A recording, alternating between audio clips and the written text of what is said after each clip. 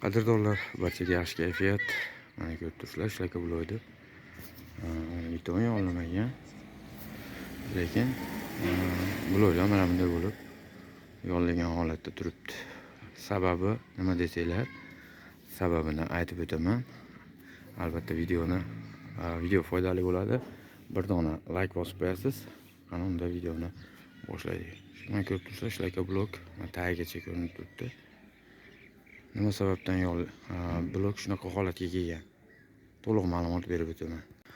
Qadrdonlar, mana ko'rib turibsizlar, shlaka bloklarning orasini mana ko'p odamda mana endi ko'p uriladi. Ko'p ko'rgansizlar mana shu holatda urilganlarini. Sababi hozir nima uchun bu chiziq bo'ladi bunaqa yerdan degan sababi shu o'rtasiga loy qo'yilmagani ko'proq sabab bo'ladi bu yerga. Ashuna hisobiga chiziqlar tushib, oralari yorilib ketish ehtimoli ko'proq bo'ladi. Hozir sizlarga yana bir ishni ko'rsataman. Chiroyli turgan ishda.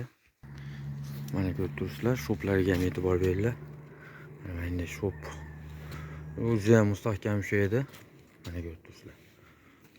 Mana hech qanaqa nima bo'lmagan.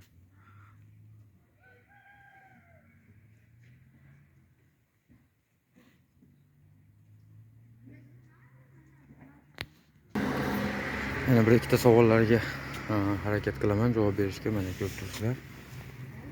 Sho'rlagan. Nima sababdan sho'rlaydi?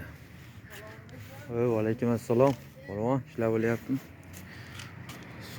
Sho'rlashning sababi bu yerda mana ko'rib turibsizlar, beton hisobiga yana shlaka blok beton deb ko'pchilik tagiga hech narsa solmaydi. O'zi aslini olganda bu yerga bir qator qora qog'oz solib qo'yish kerak. O'shanda foydali.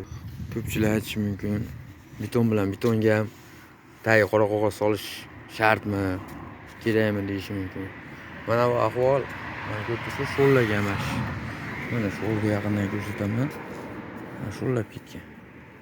Bu albatta bu betondan chiqadi. Bu sho'r o'zidan o'zi kelmaydi. Mana tepalari sho'rlamagan.